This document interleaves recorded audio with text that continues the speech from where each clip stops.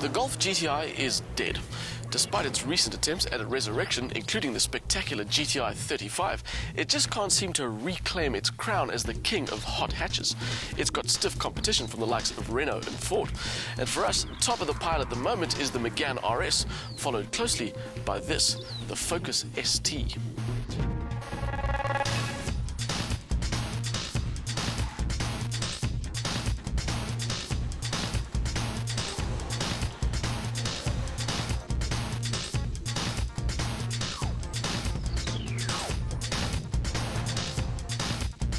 This latest ST has a lot to live up to. The previous one was immense fun, albeit not technically perfect. It delivered good power and decent grip when you were careful with the throttle, and it just felt good.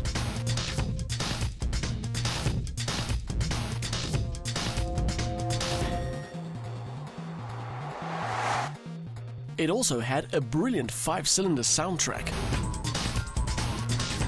which is now gone. Ford have dropped the Volvo-sourced 5-cylinder in favour of one of their own EcoBoost motors. It's a 2-litre 4-cylinder that puts out 184 kilowatts and 360 newton meters, which gives this car a 0 to 100 time of 6.5 seconds.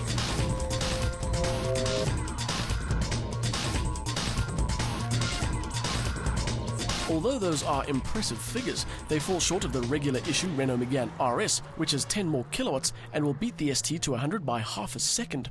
But those bragging rights come at a heavy price. The RS will lighten your wallet by 90,000 Rand more than the ST.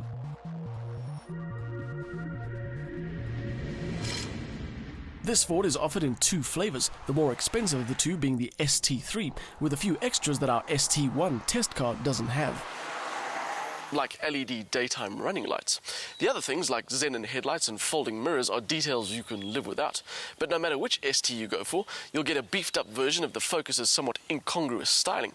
It's got lines and shapes and details everywhere, and while it sounds like a bit of a mess, it works really well.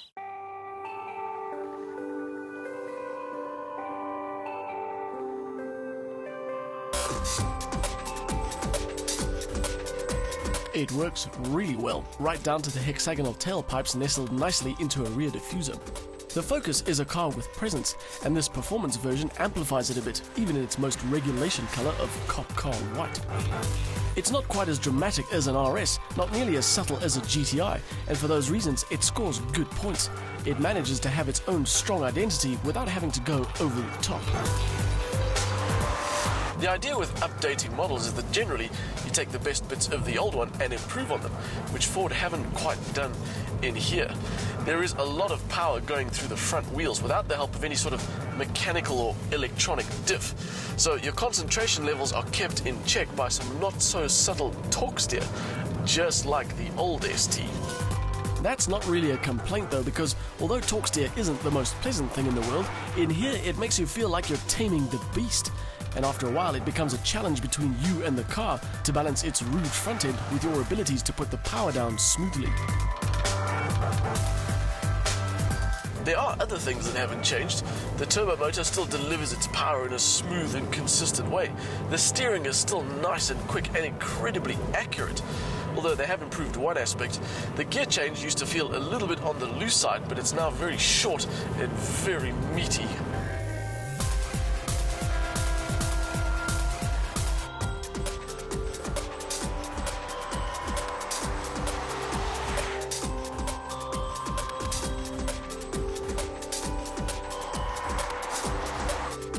It is still a lot of fun, this car, the kind of fun that you don't really need a racetrack to appreciate fully, although it does help. The ST does a very good job of balancing its performance bent with the kinds of luxuries you can appreciate on the way to the office. On the performance side, it's got a nice grippy steering wheel and even grippier Recaro bucket seats.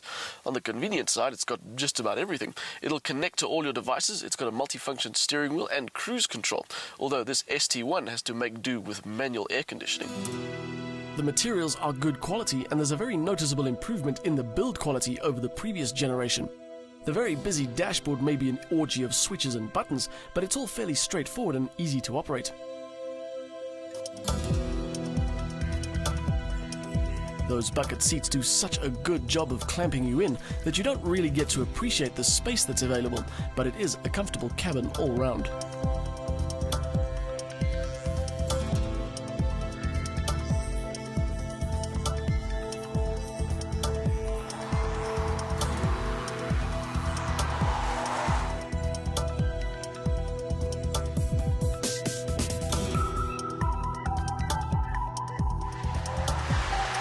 Ford have managed something very special with their ST.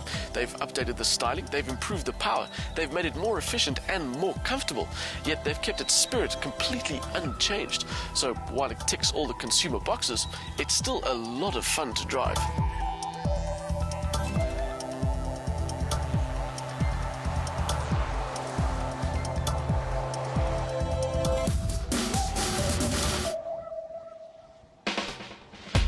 Gone is the 5-cylinder turbo of the previous ST in favor of a more economical but more powerful 2-litre turbo.